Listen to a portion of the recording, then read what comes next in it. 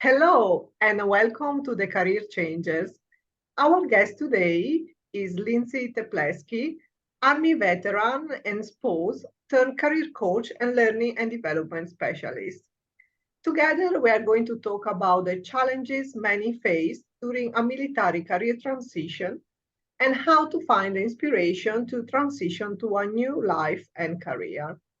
Hi, Lindsay. Thank you so much for joining us. Hi, Elisa. Thanks for having me. Let's start with your background. How did you join the military in the first place? So, when I was in high school, I was considering several options for college, and one of those was Boston College, which is a pretty expensive school. And my dad said, "Oh, there's this thing called ROTC scholarships that will help pay for college." So, my initial kind of thought or introduction to the military was simply as a way to pay for school. And then once I got in there and started actually doing the Army stuff, I really enjoyed it and realized, oh, this is a great deal. I'm gonna stick with this. So was that something more of a surprise in your life, or was part of what was your dream job when you were a child? No, it's definitely a surprise. I was not planning as a child to join the military, so it was a total surprise, but a good one. And what was your dream job when you were a child? I had many, from NASA ground control to architect to like diplomat or ambassador.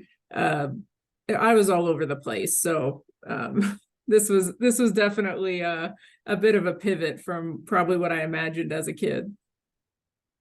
So you mentioned that at some point during your education you enter into this program, but what is your educational background?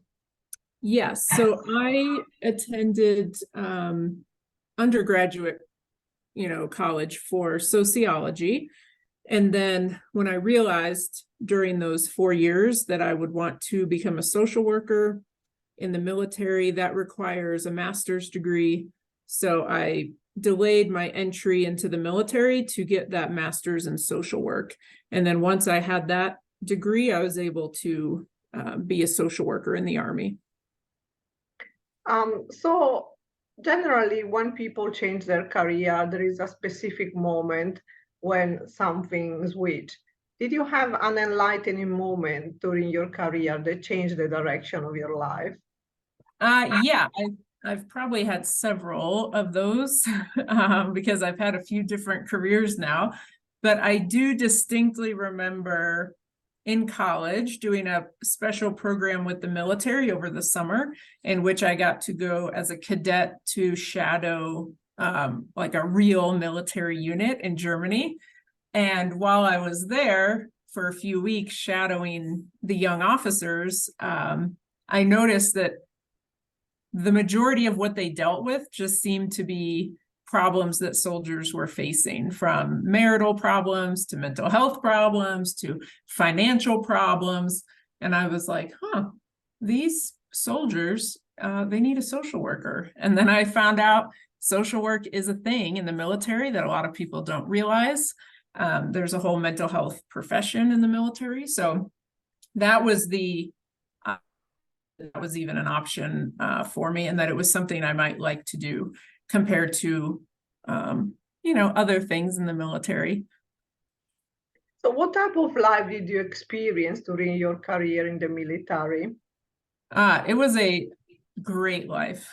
So I'm sure not everybody would probably say the same thing, but, for a young social worker who's facing not, really high paying career prospects after getting their degree. And you have to, after you get your master's degree, you need a certain number of hours of supervision and experience in order to become licensed. And the military provided that for me for free. So they're already paying me well, full benefits, helping me get supervision, helping me get experience, putting me into roles I would never normally be qualified for, and all while living in Europe and traveling around with my friends every weekend. So I would say it was a great life for somebody in their young, to mid to late 20s. I had a fantastic time, and even deploying and doing the kind of harder stuff that you do in the military, it's just great learning opportunities, and you meet amazing people, and you just, get to test yourself in ways you normally probably would never get to if you weren't. So I'm a huge fan of the opportunities that the military gives to people, especially if you want to take advantage of them. If it's education, travel, great healthcare, affordable healthcare, I should say. Whatever it is you need, if you can get that from the military while also, giving back to others, I think it's a win-win. So did you experience any challenges? Oh, of course. There's challenges in everything. Like I alluded to before, when you enter the military as a young officer or as a social worker, you really don't have any life experience. You don't have any credibility. So you have to build that up. And especially as a woman in the military, we're still a very small percentage, less than 20% of the military. So you're always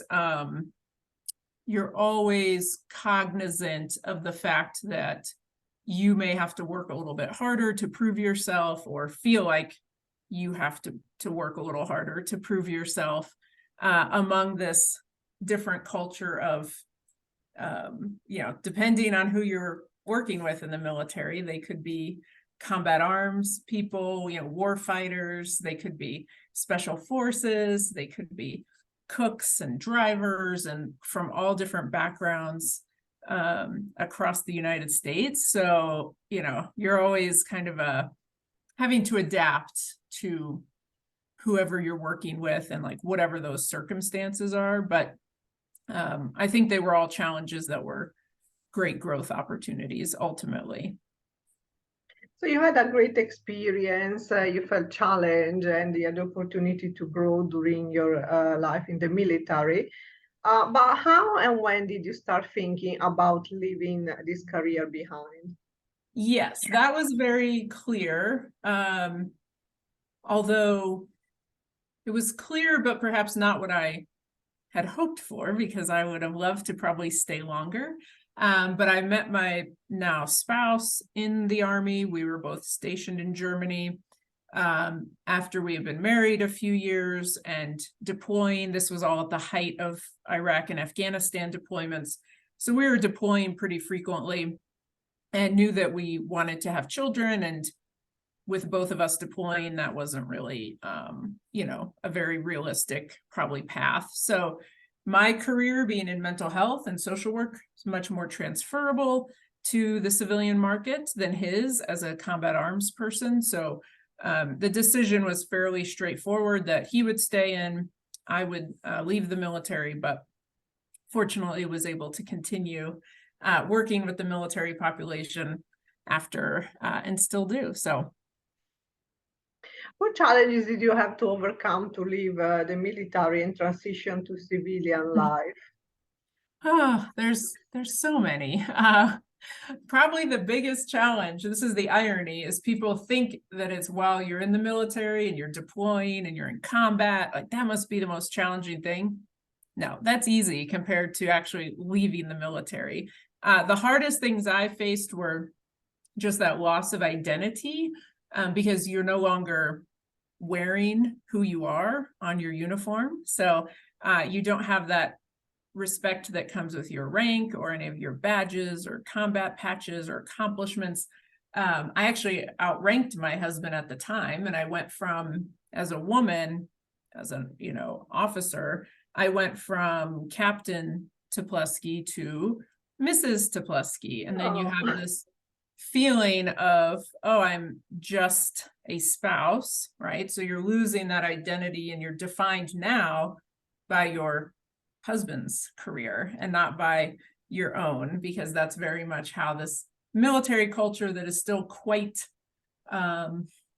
traditional or a bit antiquated in a lot of ways, you just instantly go from being somebody who has a lot of responsibility and a lot of accomplishments to feeling like you don't really have that professional identity. You're also very used to, in the military, constant upward linear progression. So you're always getting promoted or you're out. So you're always going up and you're always responsible for more people, for more things, for more money, for more decisions, right? So it's increasing responsibility, increasing pay, very predictable. You know exactly when you're promoting, you know what you need to do to promote, you know how to get there. The path is laid out for you. But when you leave the military, now you can do literally anything you want, and the path is not clear.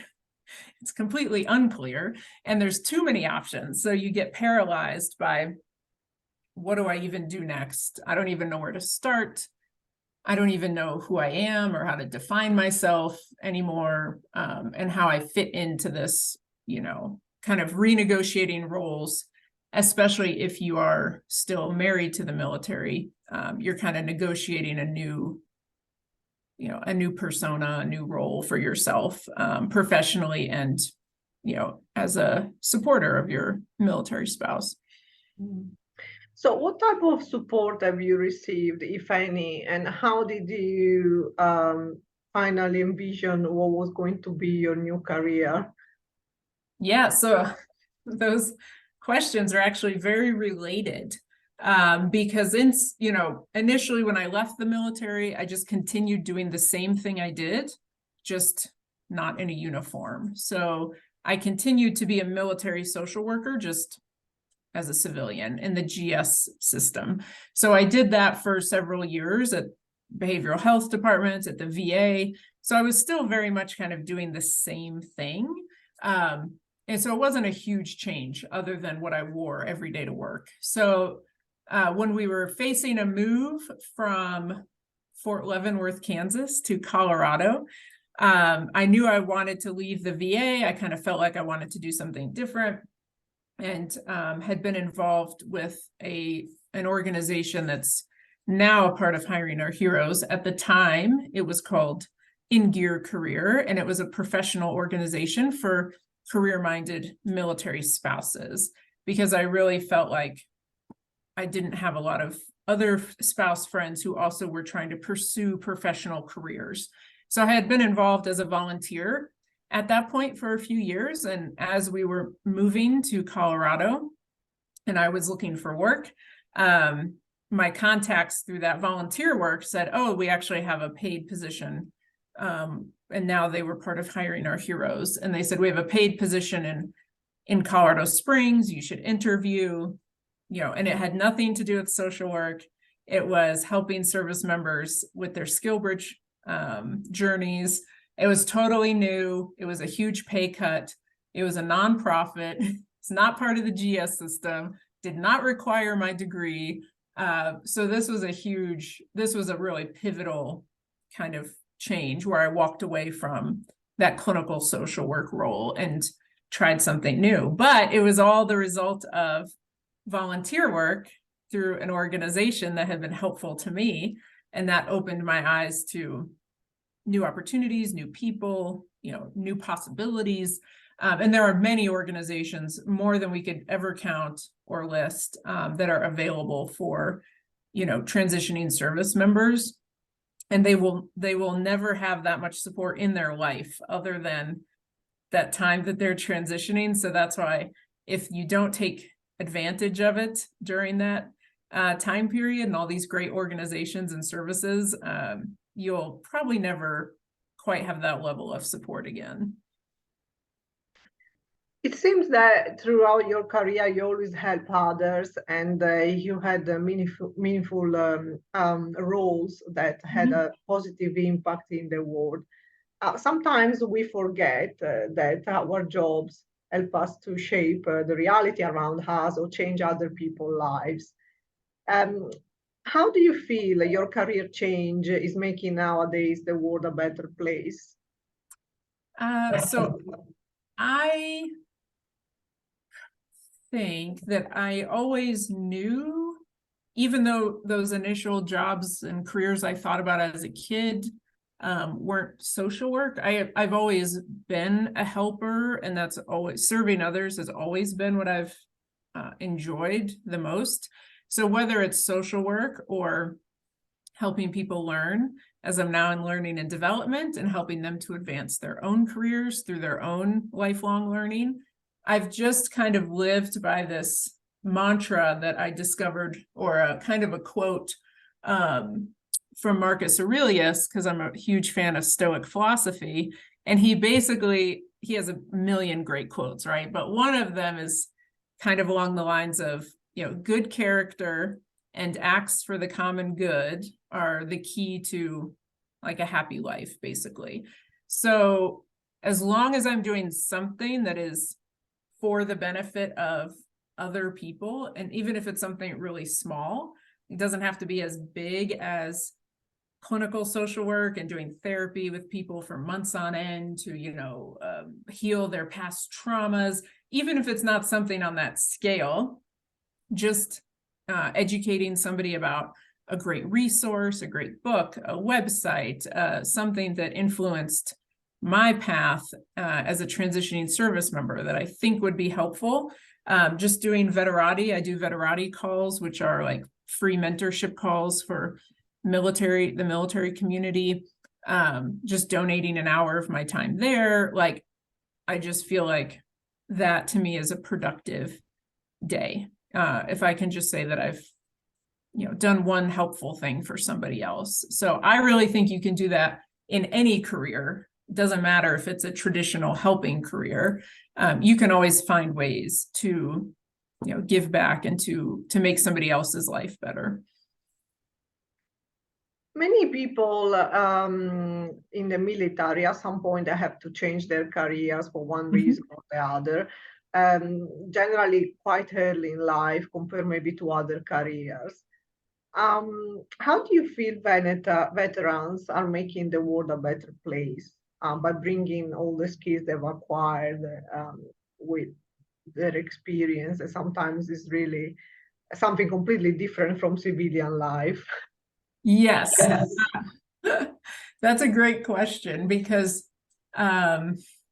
there's kind of a traditional, or there's a narrative about, oh, veterans are great because leadership or like resilience, but these are very vague and broad kind of concepts. Lots of people have resilience, lots of people have leadership skills.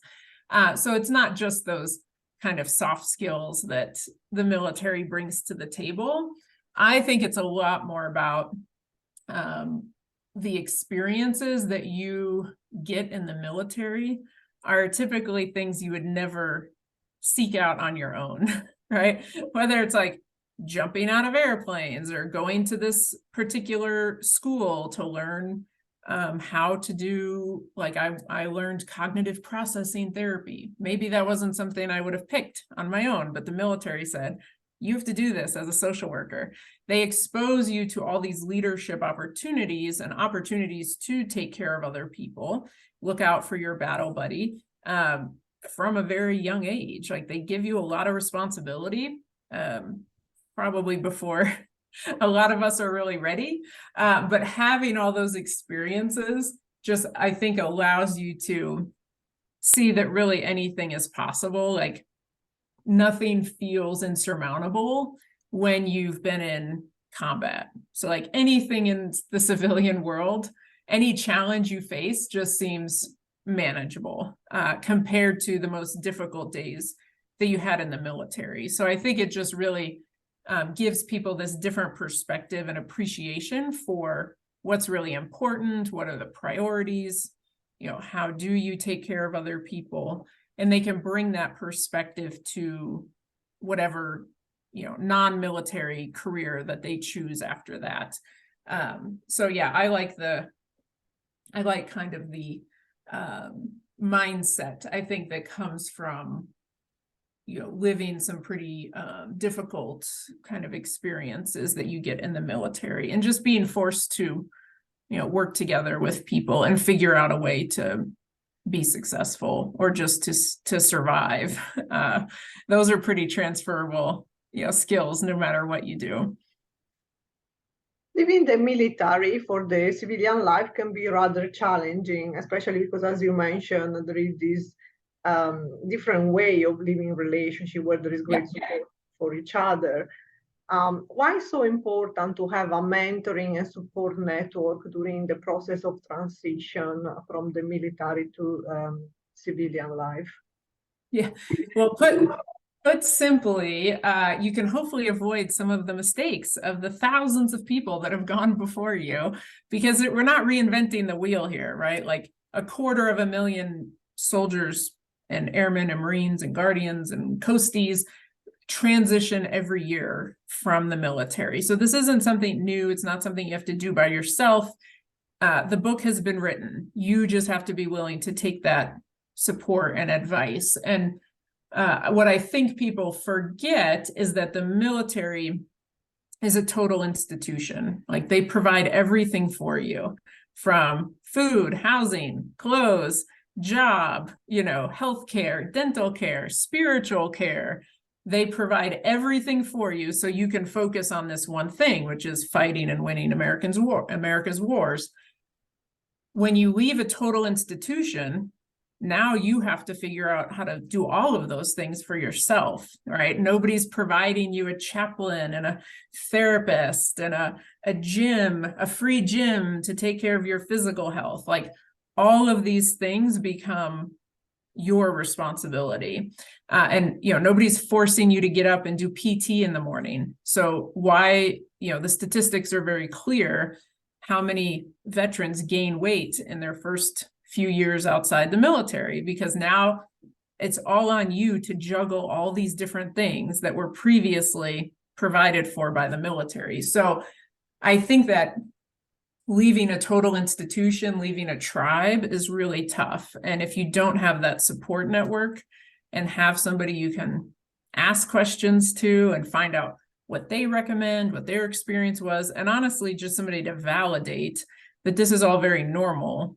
Anytime you leave an institution or you leave a tribe, you have to redefine your community and redefine who you are. That's all normal and completely expected, but it can feel very lonely and isolating if you don't have mentors and you don't have people who are kind of walking with you through that experience. It's great to hear this from you, and I hope that our listeners can can identify, especially the one from the military, with what you're saying, because you have the background, so you have the same experience, and sometimes probably what allow us to progress in life and to do the right step in the right direction is to feel that we are not alone. Yes. So definitely what you're sharing is a story that can inspire other people, and they can feel, oh, I'm not the only one feeling this way, and there is there a support system that I can look for. With your experience, what type of advice would you give to anyone looking to change career from the military to the civilian world? Well, in addition to the things you've already touched on, like having a mentor and not trying to do it by yourself, that's a huge one. I really think we often skip a crucial step, which is figuring out who you are and what you want, what your priorities are, what your strengths are, what are the things that you don't love doing, what kind of lifestyle do you want to live after the military? Even things as simple as, do I want to work in an office? Do I want to work remotely? Do I want a big company, a small company, a nonprofit, a for-profit? Do I want to work on a certain mission? Do I want a certain role? We don't often spend the time to do the self-discovery. And people think the first step is simply, well, I just need to translate my resume. That's useless if you don't actually know what you want to do with your life. So don't jump straight to writing a resume. It's not going to do you any good if you have no direction, right? So I always say, do not pass go, stop here, figure out who you are, what you're looking for, and know that it will change. It's not just like you do this one time and then now I know for the next 50 years, this is what I want. No, it's always going to be changing. and evolving as you learn new things and you try new things, and you might think you want to be a project manager, because that's what every transitioning service member thinks they want to be. And then they actually try it out.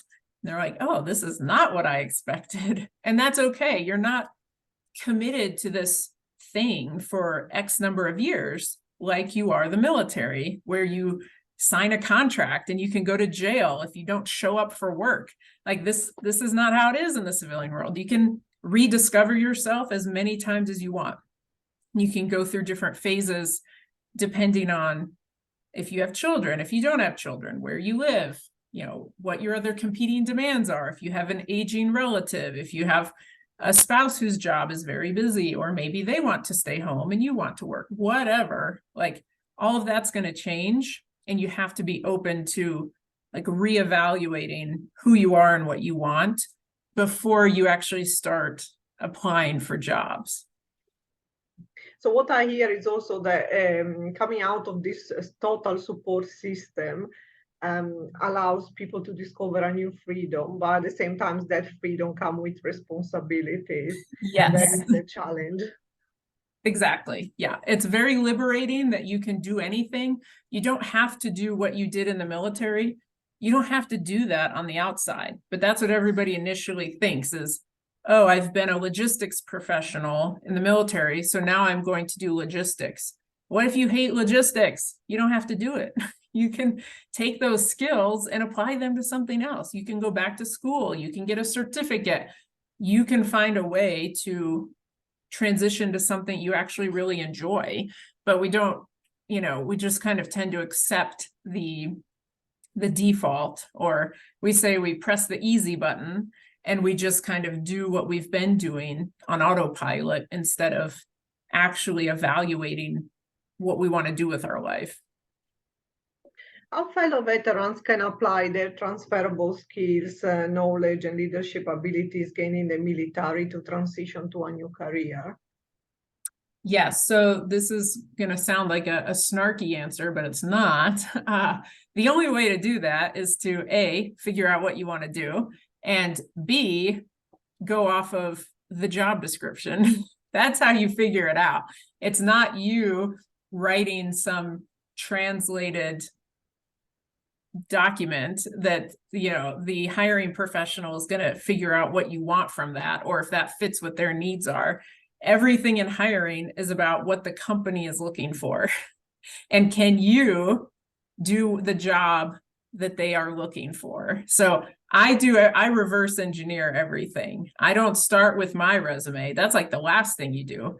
First, you figure out what it is you want to do. You figure out, oh, okay, learning and development. Maybe I want to do that in the gaming industry, like my job now. So I would look at electronic arts. I would look at their careers page. I would read their job descriptions for learning and development, and then figure out which of those skills I have or similar skills that I have. And I'm going to use their language. I always use the metaphor that it's not translating. It's learning to speak a new language, because we know, and I'm sure you know, if you try to do a direct word for word translation from one language to another, it doesn't make sense. Like, that's not how you do translation. You have to actually know the language and what their words and phrases are and how they structure their language. Like, that's how you are going to then write your resume to fit the new language, right? So yeah, I don't ever recommend. There's a lot of tools out there like, oh, translate your, military resume, like MOS Crosswalk. Oh, you were a military police officer. Here's everything you can do. I don't start with that, because I think it's more important to start with yourself and what you actually want and what you're interested in, and then go from there. So we are approaching the end of this episode. Is there anything else that you would like to add that I've not been asking to you?